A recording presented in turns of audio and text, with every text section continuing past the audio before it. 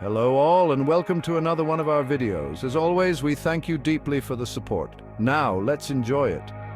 The air hung heavy with unspoken words, a silence that echoed louder than any argument. It had been 6 months since their last conversation. 6 long months of silence and solitude, a bitter farewell that had severed a love once vibrant and alive, now reduced to mere memories. Sarah and David, once inseparable, now existed in separate orbits, their lives no longer intertwined, their shared dreams scattered like fallen leaves in the autumn wind, each gust a reminder of what was lost. The apartment felt too big, too empty without him, every corner a stark reminder of his absence. Sarah stared at the bare walls, once adorned with their shared memories, now stripped of any trace of their life together. Photos, once testimonials to their love, were gone, leaving only empty frames and ghostly outlines. These outlines were the shadows of happier times, now just faint echoes in the silence. I miss his laughter, the sound that used to fill the room with joy, the way his eyes crinkled at the corners when he smiled, a sight that always warmed my heart. But most of all, I miss the unwavering support he had always offered, a rock in the stormy seas of life, a comforting presence I had taken for granted, now a void I can't seem to fill. Now, facing an uncertain future, Sarah felt adrift, like a ship lost at sea, the full weight of her isolation pressing down upon her, each day a struggle to find her footing in a world without him.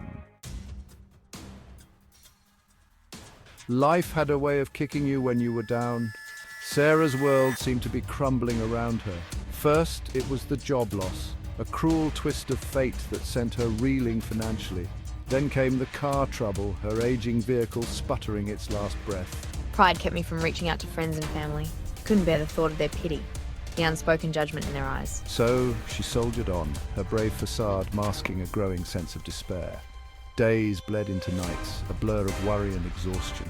Sleep offered little escape, her nights plagued by anxiety dreams and the cold reality of her empty apartment. The weight of it all pressed down on me, threatening to suffocate me.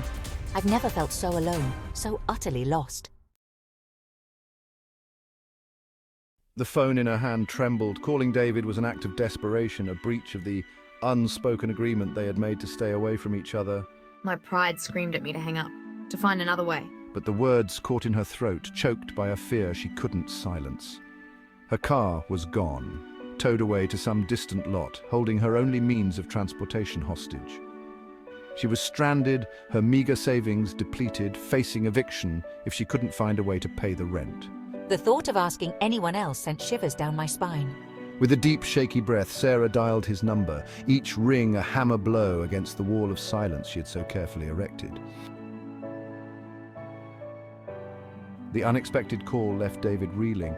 He hadn't heard Sarah's voice in months, and the sound of it, tinged with a desperation he'd never heard before, sent a jolt through him. I wrestled with a maelstrom of emotions. Anger, still simmering beneath the surface, flared at the reminder of our painful breakup. Resentment whispered in my ear, urging me to ignore her plea for help. But beneath it all, a deeper feeling stirred, a wellspring of compassion he couldn't ignore. It was a part of him that Sarah had always awakened, a reminder of the love they had once shared. I can't turn my back on her, not when she needs me the most. He knew he couldn't turn his back on her, not when she needed him the most. "Where are you?" David's voice, though strained, offered a lifeline. His tone was filled with a mix of urgency and concern, a beacon of hope in the midst of chaos. "Where are you?" he repeated, his voice steady but insistent, trying to pierce through the fog of her distress. Sarah's carefully constructed composure crumbled. The weight of her situation bore down on her, making it impossible to hold back the flood of emotions. Tears streamed down her face as she choked out her location, the words heavy with shame and defeat. She felt exposed, vulnerable, and utterly alone.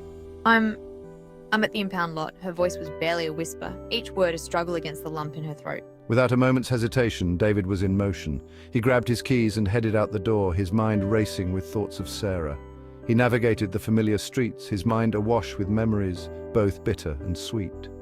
Each turn brought back a flood of recollections, moments they had shared, both good and bad. He pushed them aside, focusing on the woman he had once loved, the woman who needed him now more than ever. His determination grew with each passing second.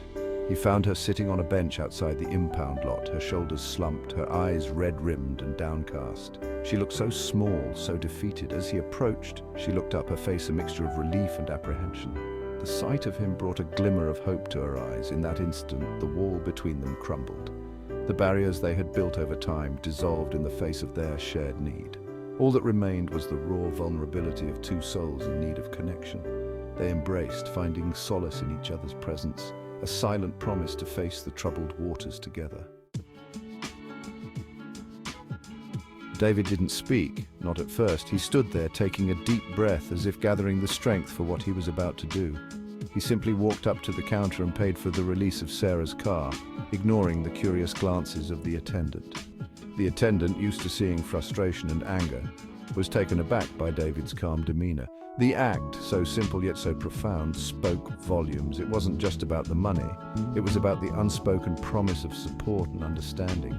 It was a gesture that transcended their past, a silent acknowledgement of the bond they still shared. Their eyes met, and in that brief moment, 1,000 words were exchanged without a single one being spoken.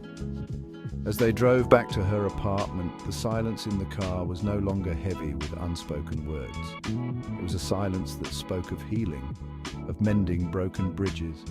It was a comfortable silence, filled with the unspoken understanding that comes from shared history and a quiet act of grace, the kind of silence that only true friends can share. David helped Sarah carry her groceries inside, his presence a comforting weight against the emptiness of her apartment. Each step they took together was a step towards rebuilding trust. He didn't ask for explanations, didn't offer unsolicited advice. He knew that sometimes the best way to help was simply to be there. He simply offered his presence, a beacon of support in her time of need. In that moment, David's quiet strength and unwavering support were the kindness cure Sarah needed. Thank you She whispered, her voice thick with emotion. for everything. David nodded, his own throat tight. There were 1,000 things he wanted to say, apologies to offer, explanations to give, but the words felt superfluous, unnecessary in the face of the quiet understanding that had settled between them. The act of kindness had spoken louder than any words could. They stood there for a moment, caught in the fragile space between their past and an uncertain future. The anger, the hurt, the resentment, all of it seemed to fade, replaced by a flicker of something akin to hope. It wasn't a reconciliation, not yet, but it was a start, a tentative step towards healing and rediscovering the compassion that had always bound them together. David's act of kindness had ripple effects that extended far beyond the immediate relief it provided. For Sarah, it was a lifeline, a reminder that even in her darkest hour, she was not alone. It chipped away at the wall of isolation she had built around herself, allowing a glimmer of hope to seep through the cracks. For David, it was a chance to reconnect with a part of himself he thought he had lost. The act of helping Sarah, of putting her needs before his own wounded pride, awakened a dormant sense of compassion within him. It reminded him of the power of forgiveness, of the importance of choosing kindness even when it was difficult, even when it meant confronting his own pain. The act of kindness wasn't just about Sarah and David, it was a testament to the enduring power of human connection, the way compassion can bridge even the deepest divides. It served as a reminder that even in a world often consumed by self-interest and indifference, acts of kindness have the power to heal, to restore faith, and to remind us of our shared humanity. The encounter left an indelible mark on both their hearts, a testament to the transformative power of compassion. It served as a catalyst for introspection, prompting them to reevaluate their choices and the paths they had taken. In the tapestry of life, we are all presented with opportunities to choose compassion. It might be a simple act of kindness, a listening ear, a helping hand extended in someone's hour of need. These seemingly small gestures have the power to transform lives, to mend broken spirits, and to remind us that even in the face of adversity, love and compassion can prevail. For in choosing kindness, we not only uplift others, but we also nourish our own souls, rediscovering the beauty and resilience of the human spirit. And in a world often starved for connection, compassion becomes the bridge that brings us back to ourselves and to one another.